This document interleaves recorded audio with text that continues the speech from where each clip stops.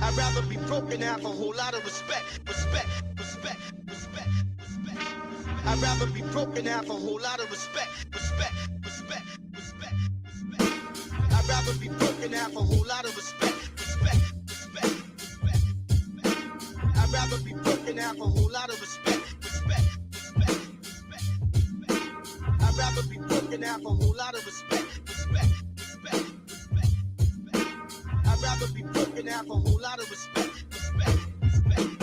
I'd rather be broke and have a whole lot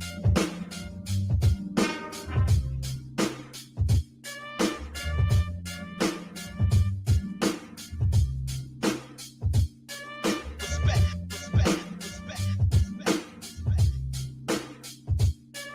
respect.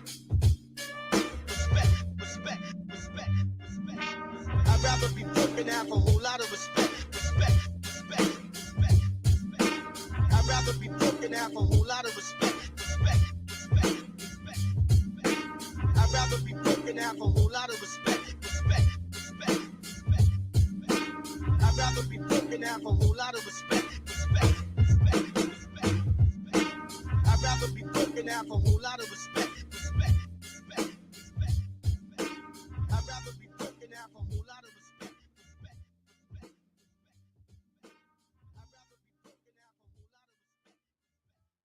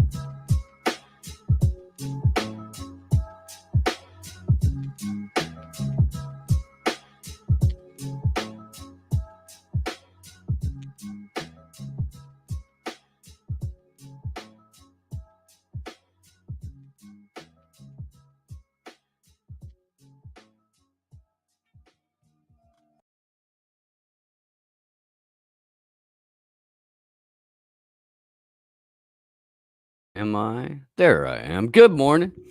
How's everybody doing? Hope you're all right. Welcome to your morning edition. My name is Steve Poikinen. I'm hanging out in Central California. Um with Sleepy Josh here on the ones and twos, and we have got a whole lot to get into today. Bunch of just bunch of madness, I guess, is really what we're swimming in. I don't even know how to fucking put it, man. Let's see if I can. There, that's a little bit better. Word. Hey, there we are. Um, let's run through the business here real quick. Man, I listen to other shows. I listen to my friends when they do this thing, and they're well. Let's. I mean, they've got a larger platform than we do, so they've got more sponsors than we do. And when they're going through like the opening section of their podcast and they do this stuff, like I'm looking down at my phone, I'm like, holy shit, dude, we're 12 and a half minutes into this. That sucks. Kind of like to get to the content. So I try to do abbreviated versions of this if at all possible to go ahead and get through it and get out. But we do have cool stuff going on. That QR code up in the corner right there. It's from Matrix Bars. They make a delicious psilocybin mushroom product, and you can get your very own by scanning the QR code or hitting them up on Twitter or Instagram at Matrix Genetics, MATRIX GENETIX. These t-shirts right here. Look at this shit. That's awesome. I like it. I do. You can get your very own at truthclothing.io. And you will find us in the partners section under Slow News Day. You'll also find Last American Vagabond. You can hit the link directly by going to truthclothing.io/collections/slow news day. All of the regular donate links are currently working. We're, I think, $20 away from being halfway funded. On the GoFundMe, we've got about 9 days left on that before we'll start a new one. If you can, throw a couple of bucks at it. If not, that's fine. But please share the link, help get it out there, and help. You just share the content around. That helps more than anything else. Let's see. What do I didn't actually line this out last night, so I'm not sure. What I want to start with. Oh, I should probably make sure that I've got YouTube friendly content to start. Well, let's do the reality winner thing. Let's do that. Reality winner gave her first interview to like 60 Minutes of all people. And I don't know, let me know in the chat if this is something that you watched or took a look at. Reality winner herself. Well, I think I'll pull the trailer for this. If I actually have a clip, there we go. So let's do that. And this is how 60 Minutes wants to set it up. And they have a couple of good. There's a couple of good moments in it. Sleepy and I watched an interview on 60 Minutes, new Sunday on CBS. I'm not a traitor. How did this Air Force vet end up spending 4 years behind bars? It's one of the most controversial cases of espionage 60 Minutes has ever covered. You knew it was a stamp top secret. You knew what that meant. Her first television interview on 60 Minutes, new Sunday on CBS and streaming on Paramount Plus. I'm not a traitor. How did this Air Force vet end up spending 4 years behind bars? Okay, so we watched the thing.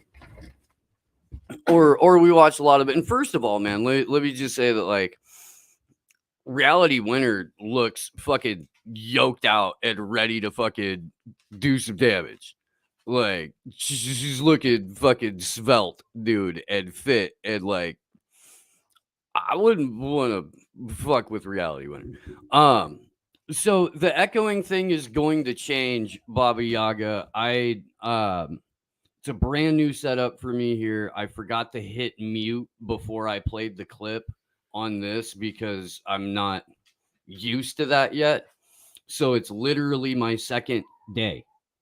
It's literally the second show here where I'm still trying to figure it all out. And if it eventually we're going to have the fan base, right? And the subscription count and all that stuff to where we can justify getting the equipment to where that will never be a problem. Ever. Never be a problem. But we're not there yet. We're just not. That's I'm still learning this shit. And I'm kind of dumb. And it's 7 or 8 o'clock in the morning. I don't know, man. We're working through it. We are. I apologize for the echo. I do. I hate that shit. Bad audio will make me leave the fucking room.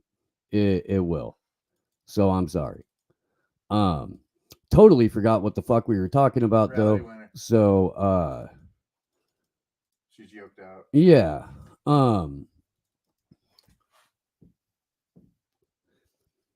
She spent the longest time that anyone has spent incarcerated under the Espionage Act for essentially proving that there was no Russiagate. Let's see. Oh shit. I just closed all of that out because I did. Yeah, I did. The fucking interview is gone too. The CBS or the 60 Minutes one that we were watching. I can probably pull it, but yeah. Where did it go? It's still at the blue. No, it's right there. Yeah. Oh, the full one. Yeah, because there's a Jesus Christ. I know it's not up on screen yet, but Jesus, man, this is really fucking frustrating. There we go. So what I'm gonna try and do is find the clip that I wanted to play. I think we're about here. Yes. Okay. Excellent. This is working. So I'm gonna go ahead and mute, and then I'll pull that clip.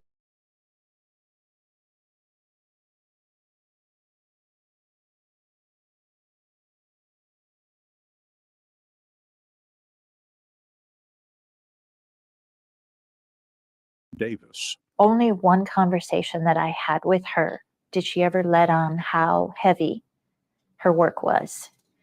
I'll never forget because she said, when you're watching somebody on your screen and that person goes poof, you've got to make sure that you've got everything right. I was starting to see in the news that our mission had a very high civilian casualty rating. She began to feel guilt while battling illness, depression, and the eating disorder bulimia. So here we have another person who works for the Air Force, works for the drone program, like Daniel Hale, who through the course of just their work has come to realize that maybe the drone program ain't the greatest thing in the world. Now they get away from that pretty quick. But in terms of what drives or motivates somebody to become a whistleblower, it seems like firsthand experience of the U.S. drone war program is kind of top of the list there. Like as soon as you become aware of the fact that the thing that you signed up for under the guise of patriotism or protecting your country is largely responsible for the massacring of innocent women and children all over the place, you might have second thoughts about your job. This is a fascinating interview. They bring up David Petraeus and the different treatment that he got when he got caught spilling secrets to not only a reporter, but a reporter that was also his mistress, that he was having an affair with while he was running the CIA after previously being. And having affairs is very frowned upon in the military. If they catch you, you can get discharged for that shit. You can. You're absolutely right. You're supposed to keep that shit on the DL. Yes. So for David Petraeus to get caught like, that's a very good point, Sleepy. We should probably like kind of parse this down a little bit, because everybody in the military fucks around. Well, not everybody, but the vast majority of the people in the military do fuck around. So do their wives. I used to have a bumper sticker that said, "My girlfriend's husband is fighting for your heroin in Afghanistan." I mean, it's just kind of like that. So for you to get caught, that means you're like way out there on Front Street with it. That means you're like Willie Brown introducing Kamala Harris as his side piece at a fucking dinner where his wife is at, out there with it. Which, by the way, that happened. That's a thing that happened. It is. I fucking cartoon, man. Fucking cartoon. Let's see. I want to play a little bit of this part, I think. Yeah, because it's just 2 minutes. So I'm gonna play this last little bit from the reality winner thing, and then we're probably gonna have to make the jump off of YouTube. I'm not entirely sure what all I get to talk about today that I can talk about on there. So let me mute up and then pull.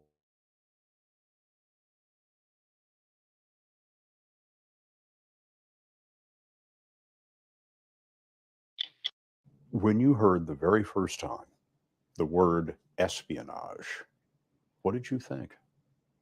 When I heard the charge and that it is the Espionage Act 793E, I thought, okay, well, there's still a legal defense against this, right? There's still a possibility of making a case in court on whether or not this was technically espionage, right? Because usually in espionage, there's country A and country B, and someone is giving something of country A's to country B. I might back that up a little bit, because what she's saying there is really fucking important. And the fact that this is on the 60 Minutes overtime. So I don't even know if this aired, right? Because it says overtime at the bottom. I don't know what that means in the world of 60 Minutes, but this is very fucking critical, what she's saying. So I think I'll back that up just a bit.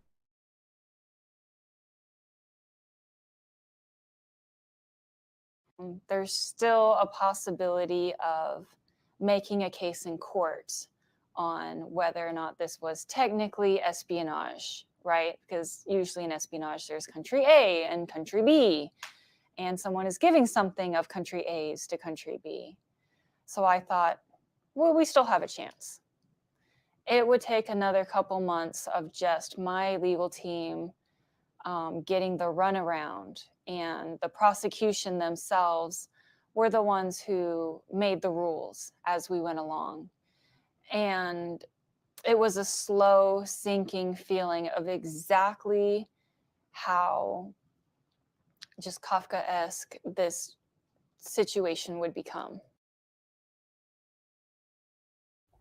So Kafka, reality winner dropping Kafka on her personal court experience. Recall, friends and neighbors, that I believe it was either Chris Hedges or Kevin Zeese that put out an article through Popular Resistance back in, like, I'm going to say July or August of last year, talking about referring to the trial of Julian Assange and the case of Julian Assange as Kafka on acid. And golly, it seems like everyone who's had to go through national security court walks away with it with a Franz Kafka metaphor. Like, this is fucking, and look, I have to get this out of the way. Reality winner's fine as fuck, dude. I'm kind of crushing on her over here a little bit. I ain't even bullshit. Like, I'm not sure if they're crazy eyes. I'm not sure. I'm kind of into it though. I am. No lie. Let's finish the clip. This is good stuff. Oh, I should mute.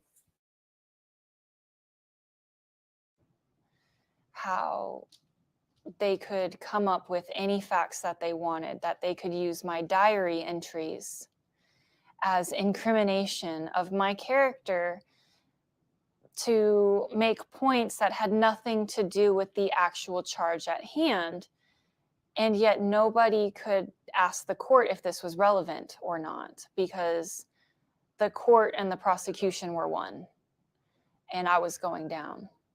You mentioned your diary entries, which the FBI scooped up out of your home. They include things like, "I'd like to burn down the White House." Haha. How do you explain that? Just angry ramblings of a 24-year-old watching political upheaval and the disintegration of our values as a country. And it was just a joke. If they want to charge me for arson, they could have charged me for arson, but it had nothing to do with that indictment. Why would they bring it up?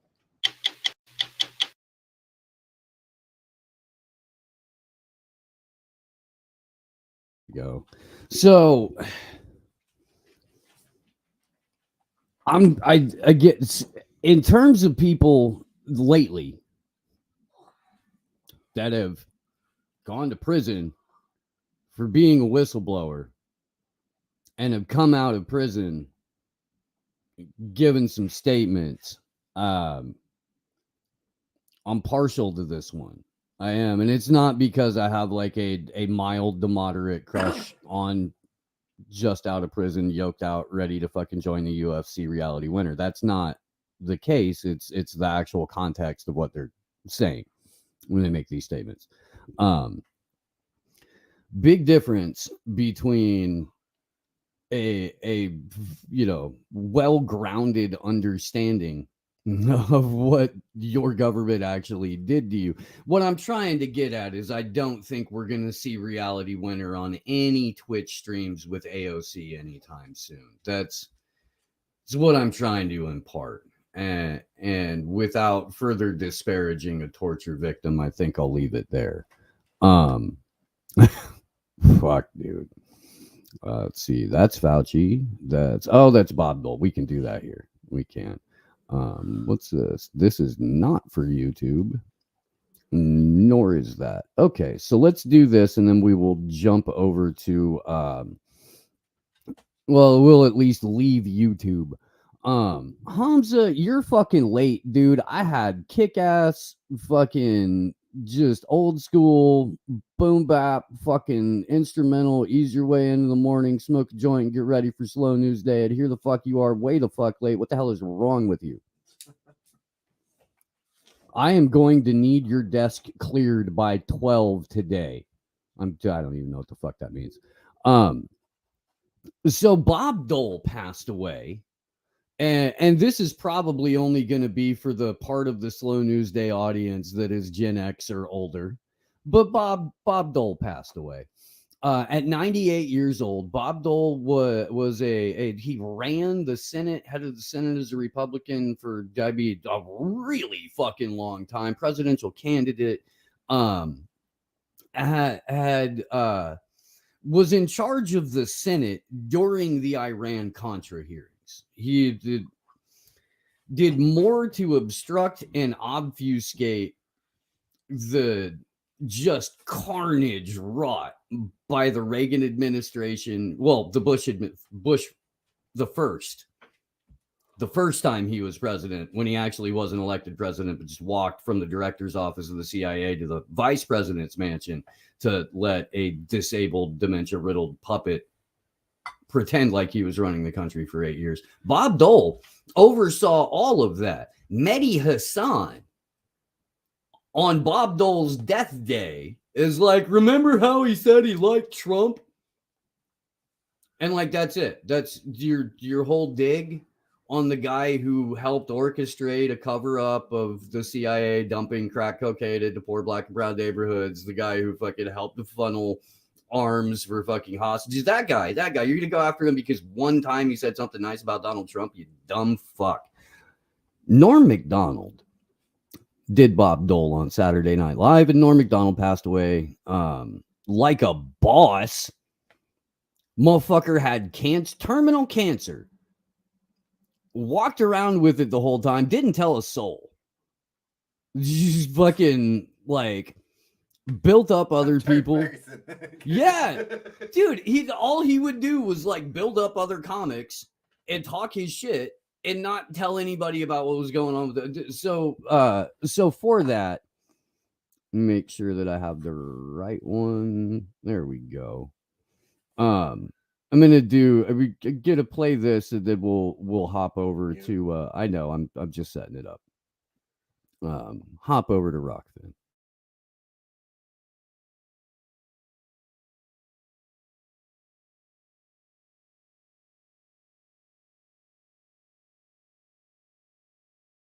You're really doing an impression of Dan Aykroyd when he does an impression of me.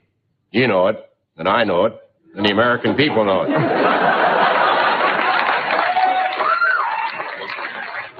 Come on now, Senator. It's a great impression. Listen to this. Come November 5th, a lot of people are going to be surprised by Bob Dole because Bob Dole's going to win this election. Doesn't sound a thing like me. First of all, I don't run around saying Bob Dole does this and Bob Dole does that. That's not something Bob Dole does. You're really doing an impression of Dan Aykroyd when he does an impression.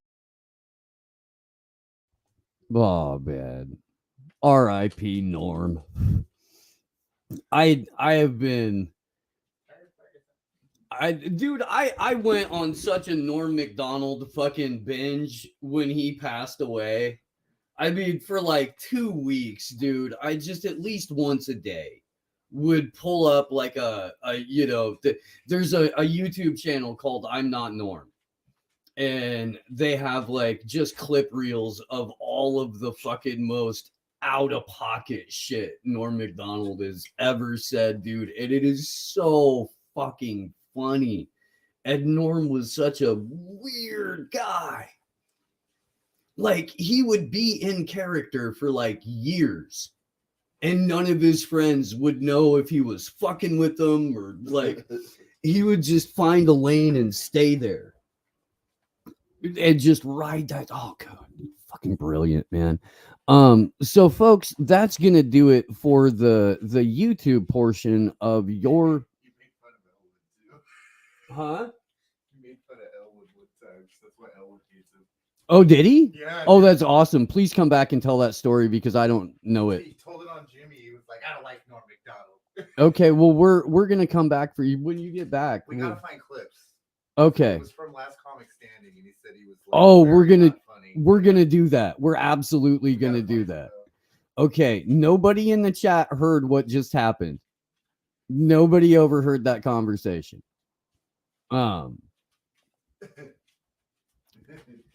Link to the Rockfin is in the YouTube chat now. You do not need to make an account to watch this live stream. If you're watching it on YouTube right now, all you have to do is click the link. It'll take you directly to the show. If you would like to participate in the live chat, you can make a free, Free, free Rockfin account. If you love what we do, you can endorse the channel. It's $9.99 a month, and you get all of the paywalled content on the network. It's a great way to support your favorite content creators and a great way to get all of that premium content without having to pay individual dollar amounts to individual people. So do the damn thing, make the Rockfin, or watch us on Odyssey or DLive or any of the other platforms where we stream. Gonna make a Rumble account, gonna make a BitChute account, gonna talk to Ryan about Super U. Really want to think about other ways that we can float the show too. So all of that is going to be happening. There is the link. Give that a click, and we will see you over on the Rockfin.